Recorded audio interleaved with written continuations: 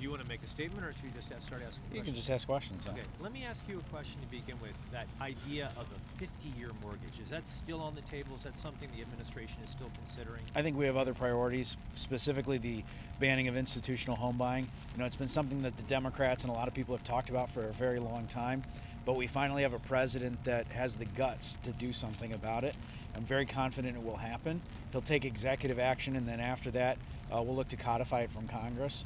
And I can tell you that I think there's a tremendous inertia to get it codified in Congress. One question on that, what does the administration intend to do with homes that are already owned by institutional investors? There won't be a forced sale of institutional homes, but what we're going to look to do is to seek to prevent new homes from being bought by large institutions that are taking the home ownership dream away from Americans and putting it on corporate balance sheets. What happened with the 50-year mortgage idea? I know that had been floated.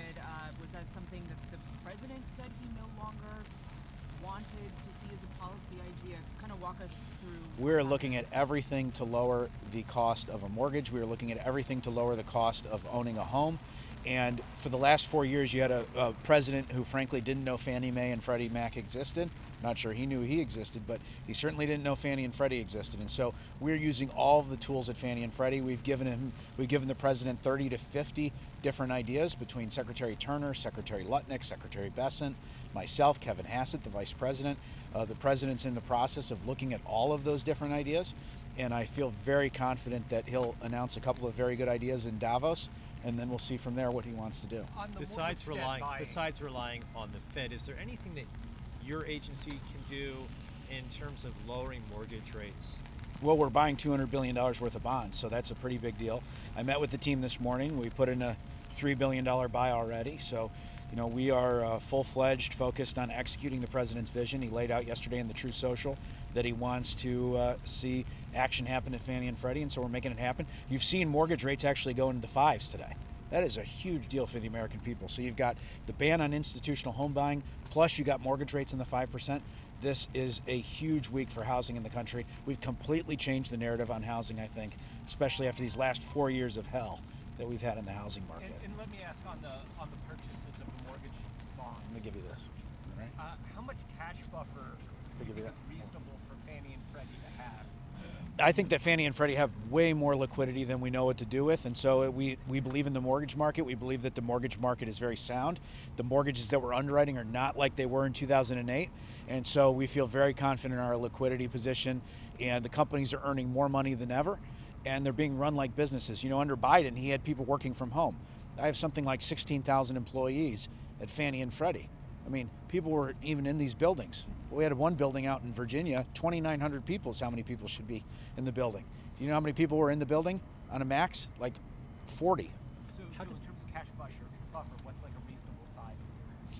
I don't want to say about what a reasonable size is. We're mostly focused on managing our liquidity profile. That includes cash equivalents.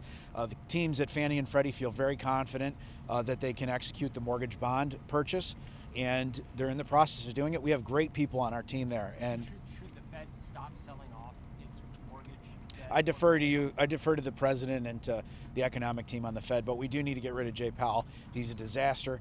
What he's caused with the building is a disgrace to the Fed. The Fed has no credibility as a result of him, and his lack of investigation into Lisa Cook, who I think will be indicted for mortgage fraud, and I think she's guilty as hell. This is just my opinion as somebody who knows mortgages pretty well. It's a disgrace what's happened to the Fed, and hopefully we get a Fed chair soon. I think the president will do that. How does the bond plan? Mr. Pulte, are you still looking into this idea of mortgage transferability? The idea that if you have a mortgage right now and you'd like to purchase a new home, you can transfer the mortgage you have right now, which could be a very low mortgage rate, to that new home. Is that possible? We are looking at everything and anything that can bring down the cost of homes. That includes portable mortgages.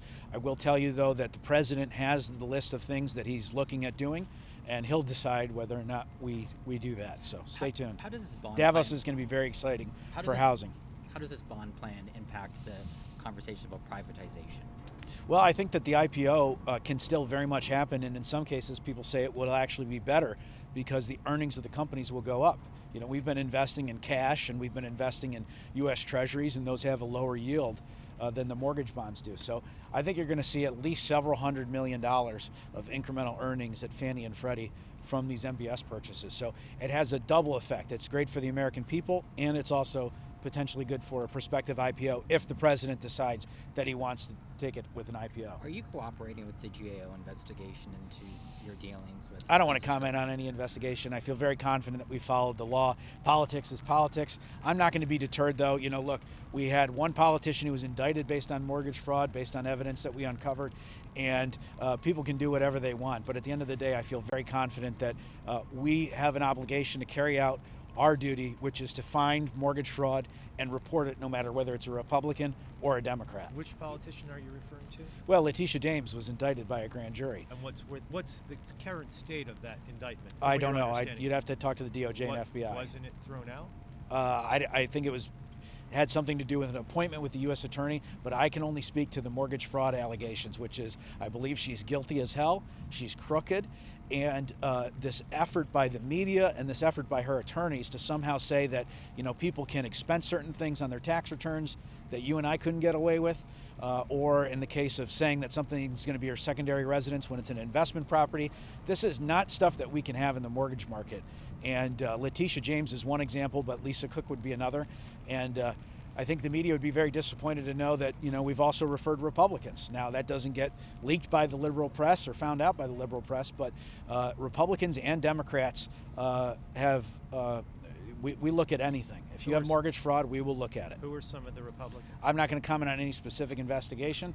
I just say that, you know, the media is going to be very disappointed when they learn that we have called balls and strikes. The president has been very clear that affordability is a big part of his agenda in 2026, perhaps the key part of his agenda going into this midterm year. Do you have a timeline for your work and making housing affordable in this country? Well, we've already started making housing more affordable. You look at the mortgage rates. When the president came into office, Biden was at 7% mortgage rates. Today, you have a 5 handle on mortgages. Yesterday, the mortgage market closed at something like 6.2% on the mortgages. I just saw before I came out here, and it'll be public soon, that there's mortgages being offered now today for 5.875%. That is huge. That is absolutely huge. So we are delivering, I believe, on you know, making homes more accessible to people, and I think you'll see that over time. But unlike, you know, Pocahontas and some of these people who want to sit there and talk about how bad institutions are for buying, President Trump is actually getting things done.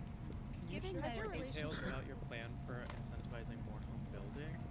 Yeah, we provide a lot of liquidity to the builders at Fannie Mae and Freddie Mac. I think you'll see us come out with some announcements, and I wouldn't be surprised to see the builders step up some of their supply. They're sitting on 2 million lots. They need to build, and, you know, we're hoping to work constructively with them, but we also have tools to make sure that they get building again. Has your relationship with Treasury Secretary Scott Bessent Very good. improved? My relationship with Secretary Bessent is very good. It's very good with Secretary Lutnick, very good with Kevin Hassett, the Vice President. We are really working well together as a team. That's just the truth. And it's exciting to work on this team because, you know, we put ideas in front of a president and the president says get it done, and boom, boom, boom. Next thing you know, the mortgage rates are in the 5s. So this is a huge win, and this institutional banning of homes of home buying is a very, very big deal. And I think there's going to have tremendous effects on the housing market. Can you just walk us through the rationale of making this housing announcement in Davos, and will the president take that message on the road domestically afterward? I think the president will share the message everywhere he goes. This is a great housing message, unlike Joe Biden, who didn't even know that the housing market existed, didn't even know Fannie Mae and Freddie Mac existed. We now have a president who's laser focused on this. He's reversing the damage that Biden did. It's going to take some time, but we're going to get it done, and stay tuned for Davos. Davos is going to be pretty exciting. Sir, what do you tell young Americans who they want to achieve the American dream, which is home ownership for a lot of people, who are just I feel like they simply can't pay that 6% mortgage? They think prices are too high for homes. What do you tell them? Be patient, or what do you tell them? Well, I think help is coming, and the good news is that President Trump is a builder. He is somebody who understands real estate, understands mortgage rates. We want to keep home prices high, but we want to make sure that homes are affordable. And that is only something that a president who understands real estate can do. He really understands real estate. When you're talking to him about ideas about real estate, this is a guy who fundamentally gets home prices, gets real estate. So help is on the way. And the good news is, in his first term, people could afford a home. The last 4 years have been a disaster. But he's fully engaged on this issue, and his commitment with the $200 billion bond purchase yesterday cannot be understated. I mean, we're already seeing prints in the 5% range for mortgages. So you combine that with the banning of institutional home buying, boy, this is a completely different housing market than certainly a year ago, but even a week or two ago. Mr. Pulte, there are some things, Mr. Pulte, that are, you know, they're paying. They bought them a few years ago at 2.5%, 3% interest, just sitting on those real low mortgage rates. They don't want to move. How big a challenge is that to kind of open up that glut, if you will, of homes, people sitting in homes because they're kind of handcuffed in these very low rates they got? How do you get those to open up? Well, it's an issue, and it's an issue because Joe Biden let inflation run out of control, and when inflation runs out of control, interest rates go up, and when interest rates go up, mortgage rates go up. And so this is really an unwinding of the Biden policies, and the good news is we're starting to see some real tangible benefits. You know, we have a good scorecard.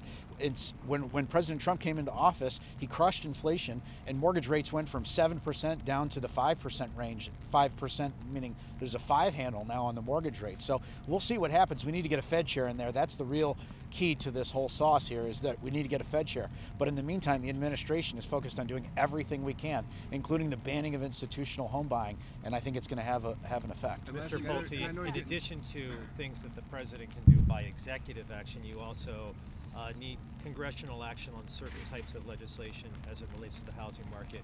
Give me an idea about some of the things that we can expect this year as far as legislation is concerned from Congress benefiting the housing market. Well, I think the housing market is going to benefit from the Senate and from the House. I was with the Financial House Services Committee last night. They're very eager to do something. I was just talking to a couple of senators in there who are, jumping up and down, very excited about passing this institutional home ownership ban. So there's great inertia, and it's led by the president. And I think, these two announcements this week, coupled with the Davos announcements, are really going to set the path for housing affordability in this next year. When will the $200 billion in mortgages be completed? I'm not going to say when we're going to complete them by, but I'll say this. We are laser focused on it. We had a meeting this morning. We are in the market, and the mortgage bond market is safer and sounder than ever before. How likely is this sort of ban? There's a proposal, and I'm sorry, thanks for staying out and getting wet. I don't want to see you catch your death here, but you got the cooling going. But the ban on, or this proposal to ban corporations from buying single-family homes, how likely is that to happen, and what would that do? I think it's very likely to happen. I think the president has set it in motion, and unlike Pocahontas and these other people who've talked about all the big bad institutions, President Trump is actually somebody who gets something done, and he wants to keep home prices high, but homes should be for places where people live in. They shouldn't be for where homes go to die on corporate balance sheets. They should be someplace where people and God and nature intended for people to live in homes, not corporations. So we finally have a president that's going to get something done, and President Trump is laser focused on it. I'm very confident that he'll take executive action and then follow it up with legislative action. Should we expect that order by the end of the month, and are there any details you can share? I defer to you on the president on when he's going to do that. Sir, is there a role for your agency in fixing the problem with rebuilding LA and those neighborhoods wiped out by the fires? We're looking at a lot of different options. Fannie and Freddie have been two neglected assets for so long, and it's hard to believe because Fannie and Freddie have $9 trillion in assets. Can you believe that? And until we came on the spot, some people didn't even know these companies existed. They just thought that these were, crappy companies from the bankruptcy. President Trump has totally rectified the Fannie and Freddie situation. He's taken them. They wanted to sell. They tried to get President Trump to sell the companies, if you can believe it, for $100 billion. We just did a $200 billion, or we're in the process of doing a $200 billion mortgage bond buyback.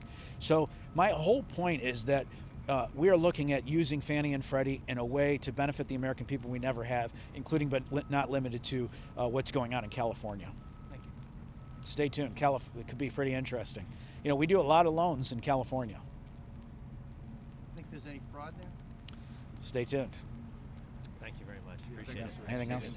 Thank you guys. Thanks, guys.